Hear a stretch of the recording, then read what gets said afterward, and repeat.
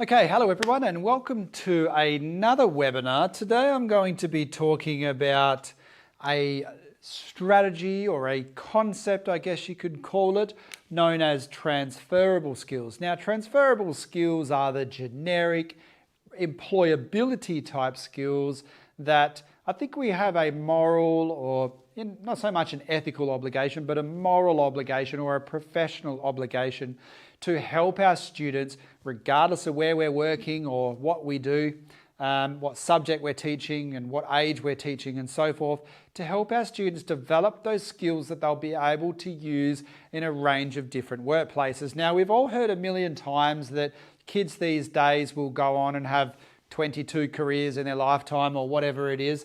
And that's obviously true. But what that means is that they'll need to take certain skills with them from workplace to workplace. So they might leave school and work in retail or hospitality. Some might stay there forever, but a lot will move on to a different career. What they will be able to do is take some of the skills they've learnt there to the next career, and so on and so forth. They're called transferable skills. They're also known as employability skills, graduate skills. There's a whole raft of different names and terms that people call those, but basically they're the type of things that we try to teach students so that no matter what their career in the future, they'll have a foundational number of skills that they can call on. So there are a bunch of those, and it's kind of a never-ending list, but I'm going to go up and just put some of my favorites. I like to talk about IT because I think in this day and age, if kids aren't learning about IT and gradually picking up IT skills, whether that's using word processing like Microsoft Word or whatnot, whether that's setting up a computer or being able to diagnose and troubleshoot basic IT problems, set up a little printer or whatever, use Word or Excel to do some data work, or just being general familiarity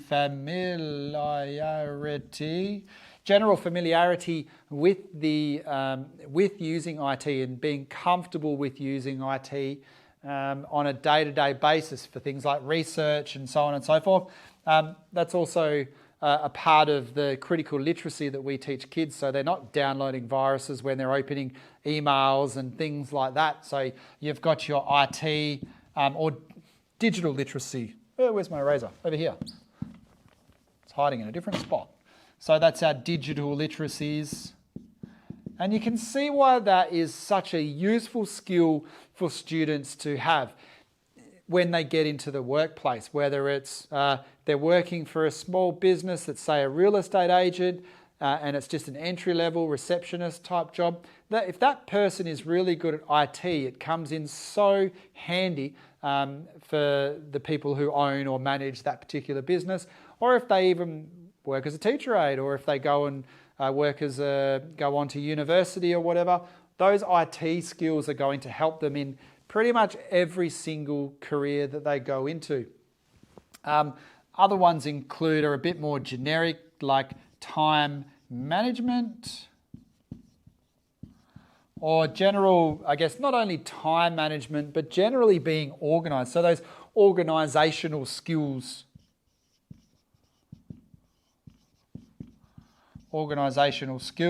So being able to prioritize and being able to get things done by a certain time limit and so on and so forth. So there's probably the first two basics. Obviously, you've got your literacy skills, literacy and language skills, just two slightly different things, well, very different things really, and language skills. So being able to write a letter and format a letter, being able to write an article, if they're doing some IT things, and let's say they are writing a blog for whatever, then they'll need to have the language and literacy skills to be able to do that and to be able to think about what type of title is going to be catchy, how that's going to work, and whether people are going to click on it, or how they're going to do a little summary at the top or whatever. So those basic sort of literacy and language skills are also really important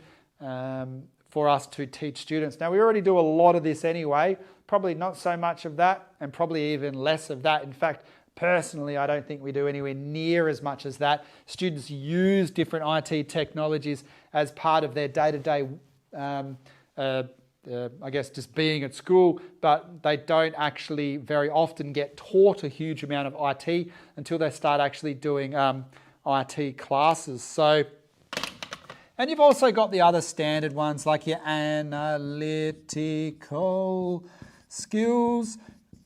So this starts to get a bit more specific. So here we're talking about working with data, like being able to do basic graphs and reports and all this kind of stuff. Now, obviously, we've got, I like to call it just fixing things. So students have just got practical skills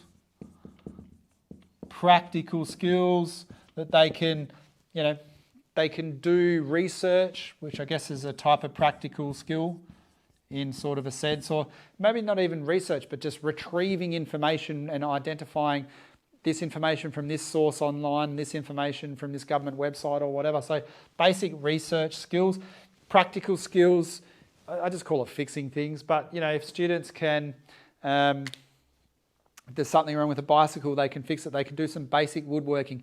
They know how to use a drill, so on and so forth. So those really basic things. And a lot of things with, a lot of the time with transferable skills, when we teach it in, say, primary school or even in lower high school or whatever, middle schools, what we're not trying to teach them to be an expert in IT or to be able to run a Fortune 500 company or something like that. What we're giving them is that foundation so that they can have some areas of specialisation, because when they go, I like to also talk about transferable skills in that it gives students something that they can add to their resume. Because if they're applying for entry-level positions, say the real estate sort of receptionist position I was talking about before, if they're applying for that job and they just have the stock standard skills, even if they've got a Cert 2 or a lower level qualification in business or something, they're probably not going to get that job. In fact, I can guarantee they won't, unless they actually know one of the managers or something like that. They're not going to get that job. So, and the reason for that is that their resume just won't stand out unless they can put, if they can put IT and they can put a bunch of things they can do inside IT, including basic networking or setting up computer and IT systems and doing basic computer maintenance or IT desktop maintenance and desktop help support, which actually sounds like a lot, but it's really not that much to that. There's only a few things you really need to know. So, and we've got years and years and years to help students to develop these types of skills. So it's not something that happens overnight, but it does certainly help. And I think there is that moral obligation on us as educators to help students develop these transferable skills as they go through the educational through the years. So there's just a few to get us started.